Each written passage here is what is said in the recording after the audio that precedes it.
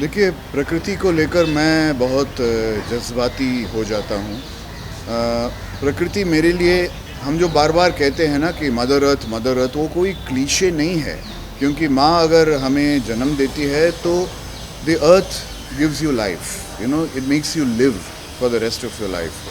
सो मुझे तो बहुत बहुत खुशी, आनंद हो है कि मैं यहाँ आके ये प्लांट कैलोफाइलम इनोफाइलम, जिसको हम उंडल ट्री भी कहते हैं, जिसका तेल भी है, और it's very nicely said that it is an option to the casuarina plant.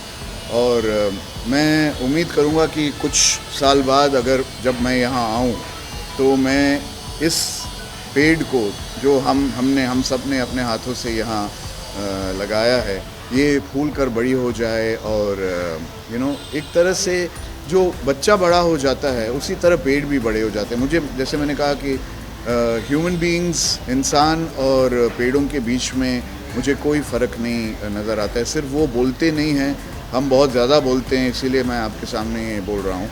लेकिन मैं ये कहना चाहूँगा कि जो अनुषा जी कर रही हैं, न सिर्फ पेड़ों के लिए कर रही हैं, बहुत सारे लोगों को ये पता भी है कि वो जानवरों के लिए भी बहुत कुछ करती हैं।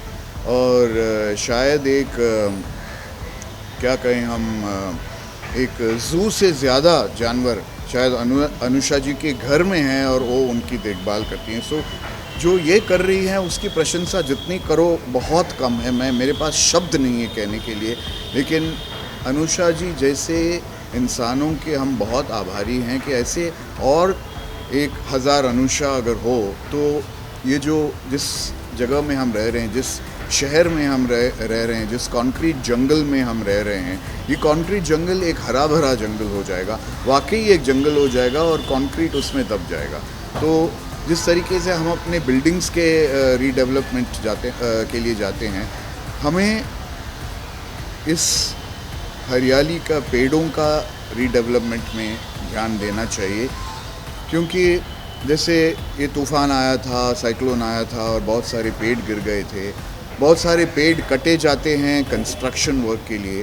तो मेरा मोटो ये है कि आप एक पेड़ गिराओ, हम 10 पेड़ लगाएंगे, और ये एक रेवोल्यूशन होना चाहिए, एक ग्रीन रेवोल्यूशन जिसे कहते हैं। बहुत सारे जगह पे हम देखते हैं दुनिया में ब्लडी रेवोल्यूशन होता है, लेकिन अगर हम ग्रीन रेवोल्यूशन करें तो इस धरती को ग्लोबल वार्मिंग से बचा सकते हैं। हम अपने फ्यूचर जनरेशन्स के लिए ये प्लैनेट जो है, इसको हम we can make it livable. So ये बहुत ज़रूरी है। और I really thank Anusha ji for embarking on such a mega venture. Literally इनके जो संस्था का नाम है वो मेगा है, तो मेगा वेंचर के लिए मैं बहुत बहुत धन्यवाद देता हूँ एंड बहुत बहुत शुभकामनाएं देता हूँ। And may the strength of Anusha ji grow and may we have more Anushas in the future. Thank you very much. See, when Anusha told me about this initially, I was very interested because मुझे भी human से, animal से और nature से बहुत प्यार है। मतलब जिस तरह की सेटिस्फैक्शन आपको एक नेचर के साथ कनेक्ट करके मिलती है, I think you nature gives you lot of things, right. आपको बहुत देता है nature. It's time that we give back. जो हमारा रिस्पॉन्सिबिलिटी है from our side, we should also give back when the time comes. और कोई रीज़न नहीं है इसका, मतलब एक खुशी और एक you feel satisfied when you do this. तो I feel anybody who's my age or my connections, I keep telling them, I show them what I've done and people get inspired and they do stuff. So I'm very happy कि इस तरह की चीज़ों में मैं participate कर रही हूँ और आगे भी करना चाहूँगी in any kind of welfare, like whether it's animal care, nature। और अनुषा बहुत कुछ सोच रही है आगे भी, and I want to connect with her on all those things because I have social responsibility as a person. I mean that is my priority in life कि मतलब एक इंसान काम अलग होता है और एक आपकी रिस्पॉन्सिबिलिटी, बिकॉज आपके पास वॉइस है ना, you can do lot of things और मैं करना चाहूँगी और मैं ज़रूर उसका हिस्सा बनूंगी। And this is one of the ways I am expressing my gratitude to nature and that's how I contribute. जी, मैं जब जहाँ मैं पैदा हुआ था केरल में, तो पेड़ों और पौधों के बीच में, कोकोनट ट्रीज़ के बीच में मैं रहा हूँ। और जो कहते हैं ना कि जो यंग डेज़ हैं, जो डेज़ ऑफ इम्प्रेसिव डेज़ है, उन दिनों में जो चीज़ें आपने देखे हो, जिन चीज़ों से आपका लगाव हुआ हो, उन चीज़ों को आप ज़िंदगी भर ले जाते हैं। और खुशकिस्मती से मेरे साथ जो मैं जिस चीज़ के साथ मैंने लगाव किया वो पेड़ और पौधे हैं।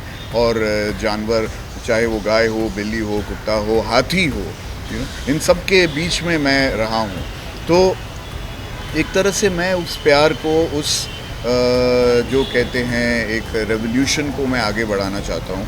और हमने कभी ये नहीं सोचा था 40 साल पहले कि हम एक ऐसे दौर से गुजरेंगे जहाँ पे ग्लोबल वार्मिंग होगा, एनवायरनमेंट के लिए इतने डेंजर्स होंगे सॉरी, और एक ऐसे मकाम पे हम आएंगे जब हमारी ज़िंदगी के लिए डेंजर होगा।